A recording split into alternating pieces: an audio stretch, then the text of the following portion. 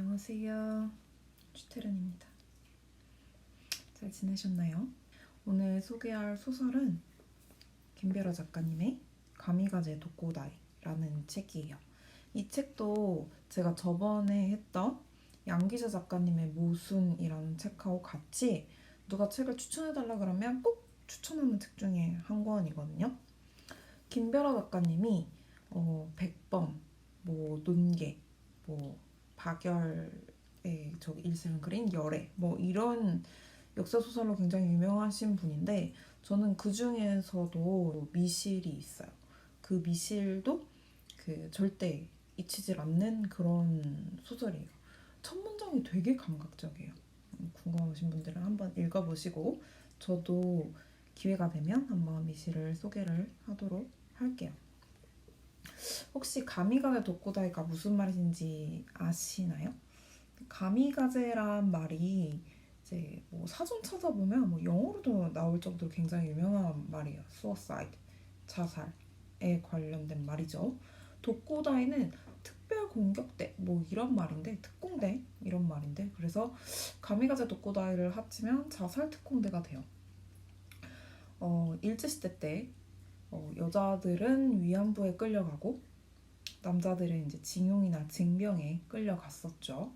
그래서 이렇게 광산 채굴을 한다던가 아니면 물자 수송을 한다던가 혹은 이제 군대로 끌려가가지고 이런 자살 특공을 한다던가 이런 식으로 끌려가서 굉장히 이렇게 혹사를 많이 당했죠. 학대를 당했죠.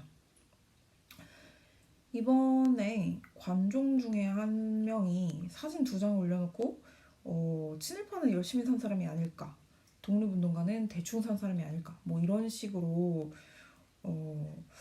글을 올려가지고 엄청 큰 파장이 일어났었는데, 그런 사람은 원래 어그로로 먹고 사는 사람이고 그 어그로에게 먹이를 주는 사람들이 워낙에 많이 있으니까 그런 파렴치한 자본주의가 낳은 괴물이 생겨나는 거니까 그러려니 하는데, 이번엔 좀 선을 세게 넘은 것 같죠?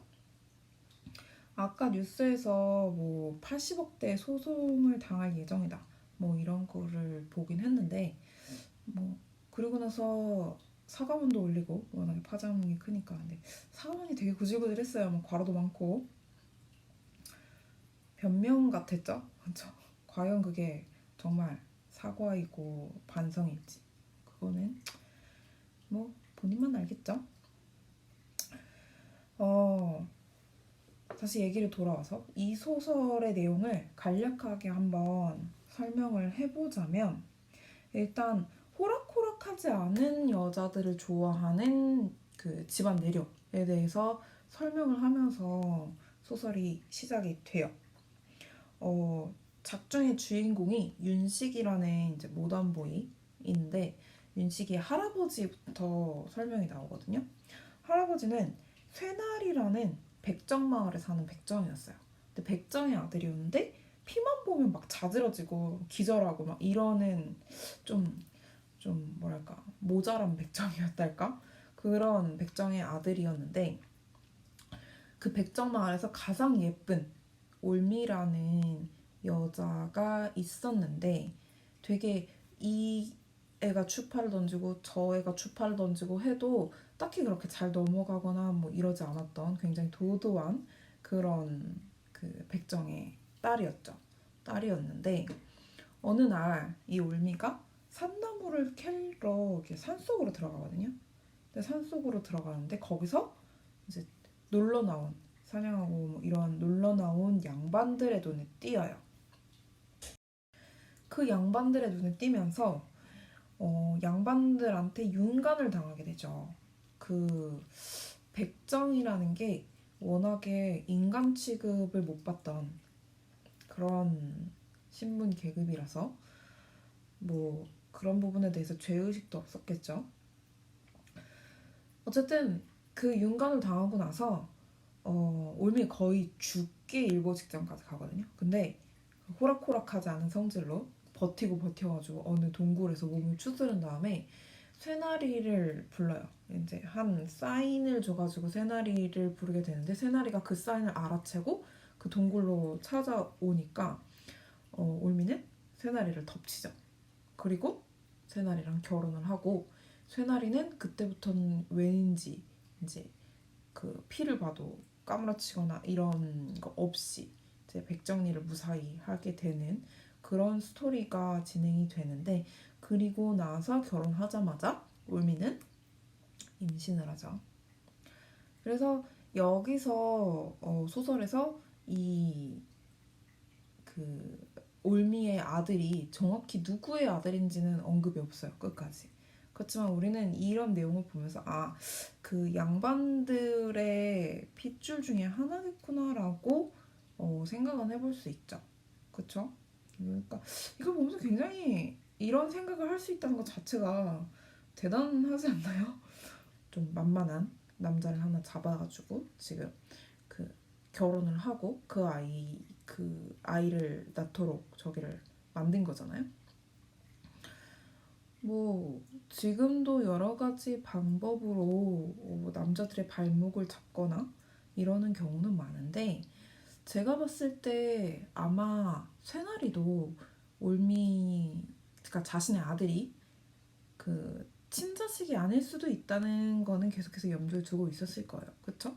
그치만 작중에서도 그거를 계속해서 이제 막 얘기가 나오니까 쇠나리가 이 아이는 내 애다 라고 확실하게 못을 박아버리는 장면이 있거든요. 올미를 사랑했던 거겠죠?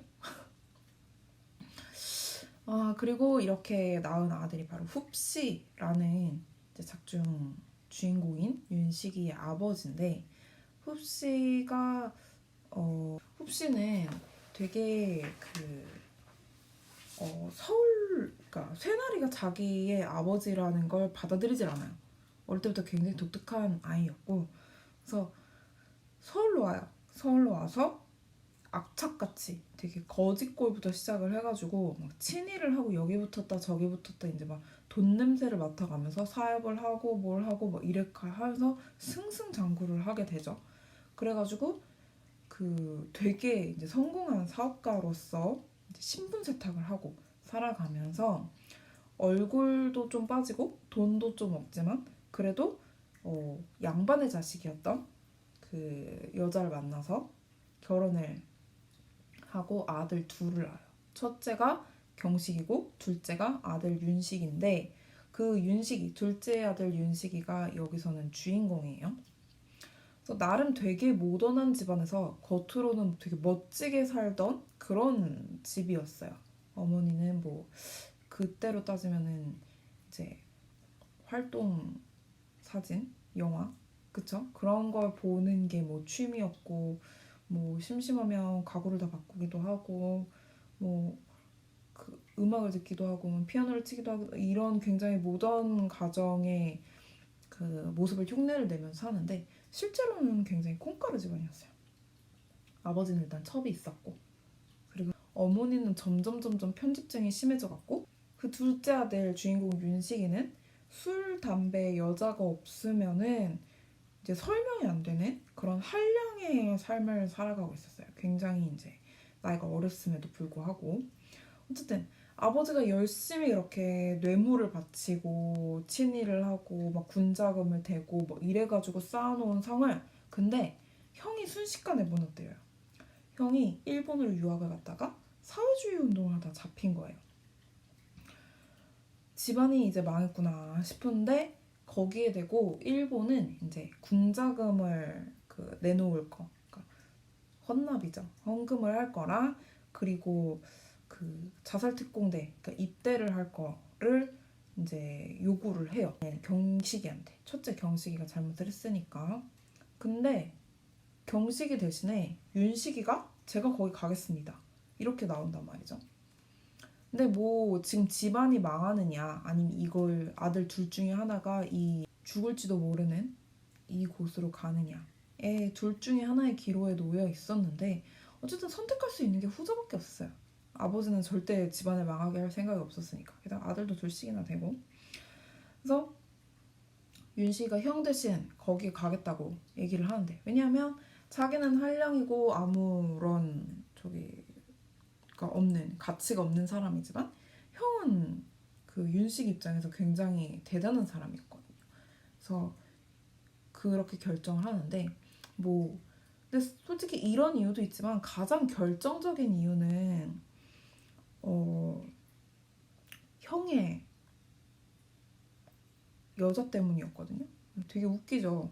형의 여자인 그 호락호락하지 않은 여자 현옥이한테 첫눈에 뻑 가는 바람에 형 대신에 거길 가기로 한 거예요. 그래서 막 분위기도 잡으면서 막 형이 자기를 윤식이를 막 껴안아주고 막 이러는데 거기다 대고 나 대신에 현욱이를 지켜줘. 여기서 나 대신에라는 말은 안 하지만 어쨌든 대신에 현욱이를 지켜줘. 막 이렇게 하면서 이제 거길 가죠. 근데 입대를 하고 속을 되게 무서워해요. 살려달라고 막 기도를 하면서 그 비행기가 가서 꼬라박히는 거죠. 그 폭탄이 터져야 되는데 폭탄이 없으니까 이제 그 별로 얼마 없고 그리고 지금은 유도 그 미사일이 있지만 그때는 좌표 찍고 이렇게 날아가는 미사일이 없었잖아요. 그러다 보니까 사람을 비행기에다 태워가지고 그 사람에게 좌표를 주는 거죠. 어디 가서 꼬라 박혀라. 그럼 그 사람은 자기 목숨을 내놓고 거기 가가지고 그냥 폭탄 대신에 터져서 이제 너 죽고 나 죽자 이렇게 되는 게 자살특공대란 말이죠. 그래서 너무 무서운 거죠.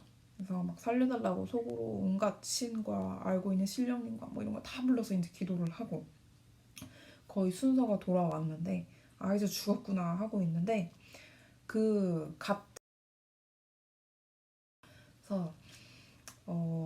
되게 근데 비극적인 역사잖아요. 비극적인 역사를 되게 이렇게 가볍게 썼어요. 근데 이렇게 가볍게 얘기하기까지 얼마나 큰 고민이 있었을지에 대해서는 저는 아직도 굉장히 대단하다고 생각을 하는데 왜냐하면 우리도 무언가 상처를 가지게 되고 아픈 무언가를 가지게 되면은 그걸 되게 웃으면서 말하고 아무렇지도 않게 말하는데 시간이 엄청 많이 걸리잖아요. 그리고 그 내 상처에 대한 깊은 이해라던가 아니면 내가 계속해서 생각을 많이 해보고 이해를 하고 나 자신을 이해를 하고 이런 부분들이 필요하잖아요. 근데 그런 과정들을 다 거친 다음에야 내 상처에 대해서도 그렇게 아무렇지도 않게 가볍게 웃으면서 얘기를 할 수 있는데 민족의 역사잖아요. 근데 민족의 역사 이렇게 모두가 공감하는 가슴 아픈 역사를 오히려 너무 가볍게 써서 너무 이거 별로다 싶은 느낌이 아니고 진짜 완벽하게 이해를 해서 이거를 이렇게 가볍게 써도 가볍게 와닿는 내용이 아니구나 라고 생각을 할 수 있도록 쓰는 것 자체가 대단한 능력이라고 생각을 하거든요. 얼마나 많은 자료조사와 얼마나 많은 공감과 이해를 바탕으로 이걸 썼으면 그런 느낌을 받는지에 대해선 정말 저는 상상도 할 수가 없습니다. 그래서 이 김멸아 작가님의 소설의 그 작가의 말을 보면은 비극이다. 우리 근현대사를 쓴다는 것 자체가 거대한 비극에 맞대면하여 슬픔을 감내하는 일이다. 하지만 비장하고 엄숙한 방식만으론 그 비극 속에서도 징그럽도록 끈질기게 존재했던 삶을 온전히 그려낼 수 없다. 기실 소수의 큰 사람을 제외한 평범한 인간들의 삶이란 너덜너덜한 일상을 가까스로 짜깁기한 남루한 누더기에 불과하기 때문이다. 서너 명만 모여도 감시의 눈총을 받을 만큼 철저히 통제되어 개별화된 사회. 그러나 3천만 중 단 한 사람도 자유로울 수 없었던 식민지 상황을 비장하고 엄숙하지 않게 그릴 방법은 무엇일까? 그리하여 결국 나는 그 비극 속에서 가장 희극적으로 살아가는 인물을 주인공으로 내세우기로 했다. 희극적일 수밖에 없어서 더욱 비극적이고 인간적인. 그런 인물을 일부러 주인공으로 내세우면서 가볍게 표현을 해서 오히려 그 비극성을 더 두드러지게 만들었던 그런 소설이라고 보시면 되고